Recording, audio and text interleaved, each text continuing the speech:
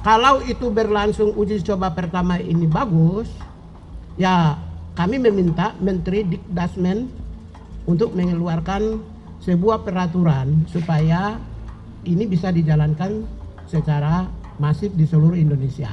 Kalau bagus, ya, karena apa? Kalau itu tidak dilakukan yang disebut corporal punishment. Corporal punishment itu adalah sebuah hukuman fisik yang selama ini sudah ribuan tahun berlangsung, di mana ada pendidiknya memberi hukuman kepada yang dididik dengan cara yang agak sedikit bertentangan dengan prinsip. Misalnya cubit telinganya, dipukul tangannya supaya dia disiplinnya. Sepanjang tidak melakukan corporal punishment yang dulu, zaman dulu di sekolah kami yang sudah senior-senior ini, kalau guru mau didik kami kan cubit telinga, dia pukul, ya, atau pukul kakinya supaya kami disiplin atau supaya kami robah. Itu namanya corporal punishment. Boleh lihat di Google supaya lebih jelas. Kalau itu menurut saya, keyakinan saya di Jawa Barat itu bukan corporal punishment, tapi mereka mau dididik mental, karakter, dan disiplin dan tanggung jawab. Kalau pendidikan yang berorientasi pada pembentukan disiplin, pembentukan mental, pembentukan karakter, dan pembentukan tanggung jawab, maka tidak melanggar HAM dan kami mendukung pemerintah Jawa Barat itu. Nah, itu sikap kami. Yang pertama itu. Yang kedua, kalau itu berlangsung uji coba pertama ini bagus, ya kami meminta Menteri Dikdasmen untuk mengeluarkan sebuah peraturan supaya ini bisa dijalankan secara masif di seluruh Indonesia. Kalau bagus, tetapi kita semua tentu mendorong supaya mereka yang akan dididik, sistem pendidikannya terkontrol supaya tidak menabrak nilai-nilai HAM, tidak bertentangan dengan HAM, kemudian di dalam rangka meningkatkan kualitas kompetensi, karakter, mental, disiplin, dan tanggung jawab. Nah, karena ini bagus, idenya bagus, supaya apa? Untuk ke depan, kita kan 10 tahun ke depan itu 2025 sampai 2035 itu kita harus go internasional, ya, targetnya negara, ya. Tahun ini untuk dalam rangka 10 tahun ini kita mempersiapkan transformasi, termasuk juga menyiapkan SDM.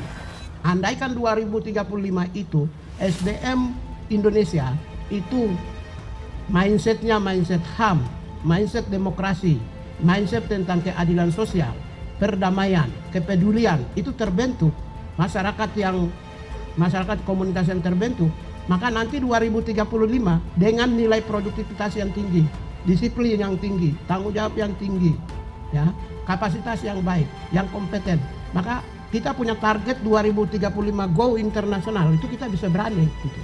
Sementara setelah itu 2045 Indonesia emas, kita kan leading dunia. Kalau tidak memulai dari sekarang, nanti akan mengalami kesulitan.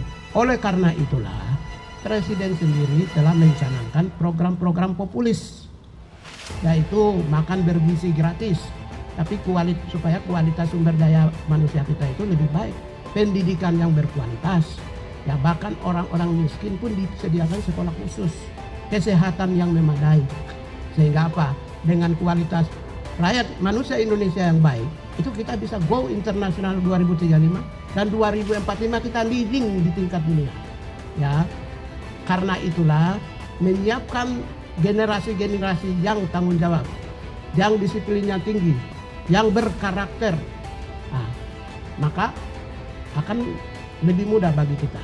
Ini sebenarnya untuk kepentingan bangsa dan negara di masa yang akan datang. Salah satu yang dimulai oleh Jawa Barat itu salah satunya menuju ke sana, menyertai kebijakan-kebijakan populis yang sedang dicanangkan oleh Presiden dan sedang dilakukan oleh Presiden Prabowo Subianto. Saya kira itu, ya.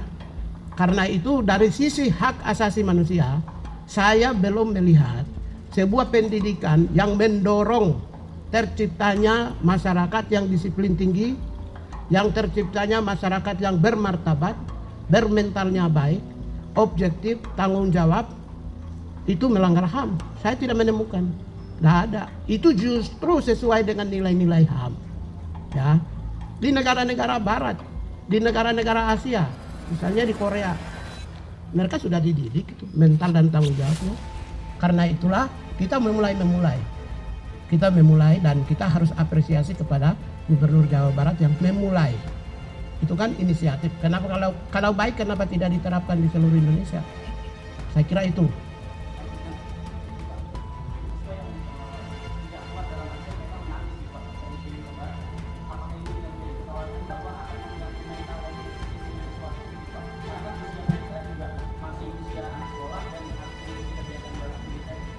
Ya itu kasuistik, saya tidak bisa masuk karena saya belum tahu.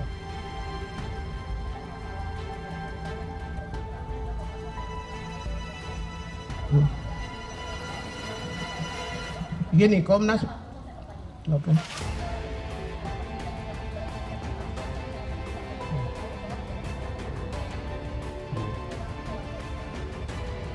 Nah, yang kedua, ya kita semua harus mendorong. Media juga ikut serta, komunitas masyarakat juga ikut serta, civil society ikut serta, pengamat ikut serta supaya kualitasnya lebih bagus. Ya, karena itu menurut saya transparansi di dalam dunia pendidikan itu penting. Itu kan pengaturan. Pengaturannya yang sistemnya yang harus transparan dan terbuka kepada publik. Saya kira ini kan milik negara. Menggunakan uang rakyat, semuanya bisa dilihat dan bisa dijaga sehingga orang-orang yang dididik itu tidak seperti yang opini-opini negatif yang dikembangkan. Itu yang pertama. Yang kedua dari Komnas HAM tidak merujuk kepada undang-undang apapun. Kan saya bilang yang tadi, ketika saya bilang corporal punishment, saya close maka tidak ada rujukan undang-undang HAM yang bertabrakan. Komnas HAM kan bilang civics education. Civics education itu politik itu. Pancasila, undang-undang, NKRI, Merah Putih ya. Tentang itu namanya pendidikan kewarganegaraan. Ini bukan pendidikan kewarganegaraan. Ini pendidikan yang berorientasi pada produktivitas dan kompetensi, knowledge, skills, dan attitude. Jadi dalam rangka peningkatan seseorang dari sisi knowledge-nya. Yang kedua skills-nya. Yang ketiga attitude-nya. Nggak ada pendidikan kewarganegaraan. Karena itu Komnas HAM rujuk menggunakan instrumen hukum, instrumen HAM. Ketika saya mengatakan corporal punishment, maka terkunci. Jadi tidak ada instrumen HAM yang ditabrak di sini. Ya.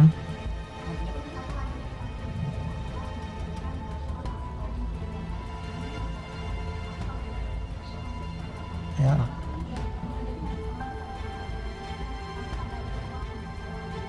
Kalau namanya juga wacana, untuk apa saya jawab?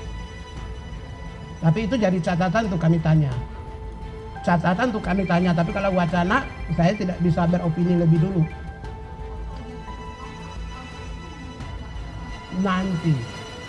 Nanti kami tanya dulu. Jadi, kita kan sama-sama pemerintah. Kewenangan yang diberikan kepada kami itu adalah mengkoordinasikan dengan pemerintah provinsi, kabupaten, kota. Ya pastilah kita akan nanti berdiskusi supaya nilai-nilai HAM-nya itu lebih kuat.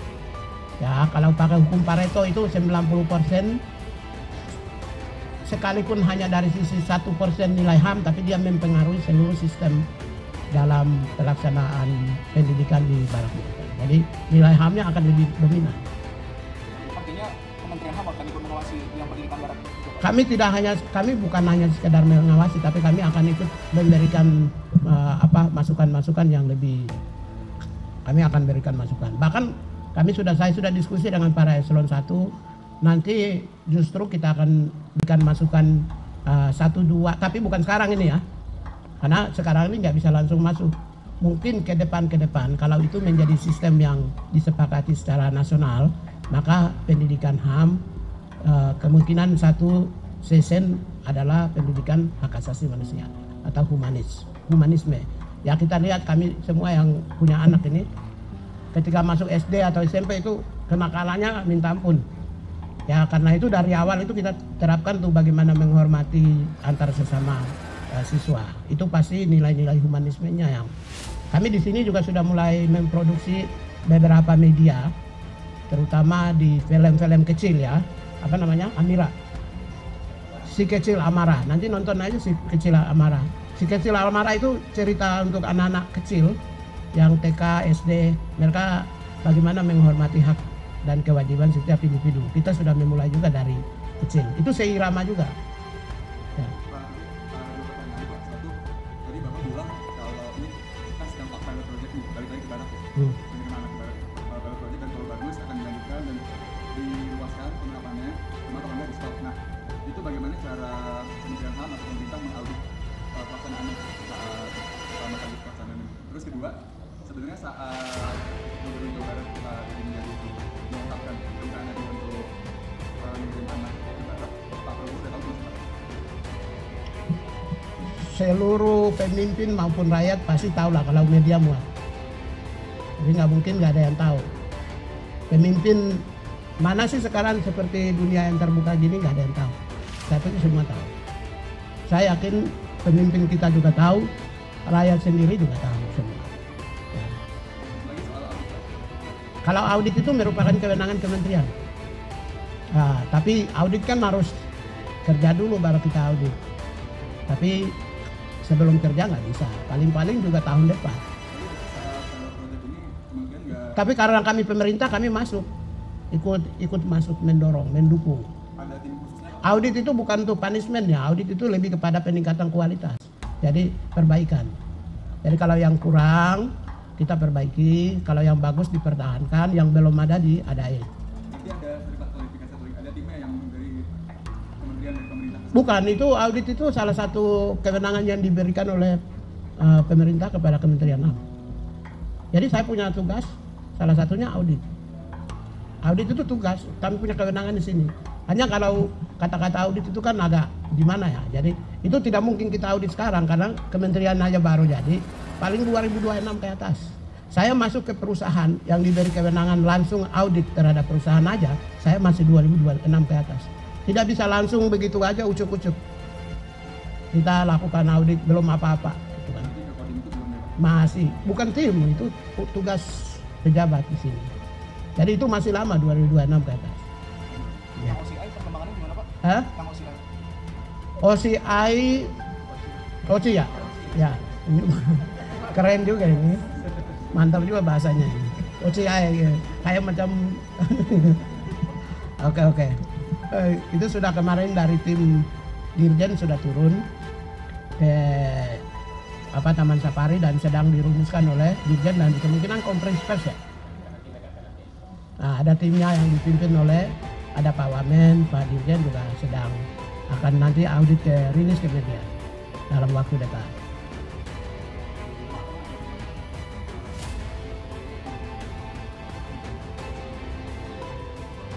Itu saya nggak tahu kan. Kita bicara yang di depan mata. Kalau yang nanti itu kita tidak bisa mendahului. Begitu ya.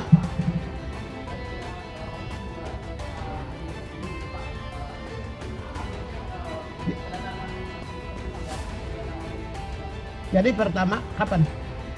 Oh Dirjen belum lapor. Masih ini sedang kerja. Nah, kan Dirjen tidak setiap saat di ruangan saya.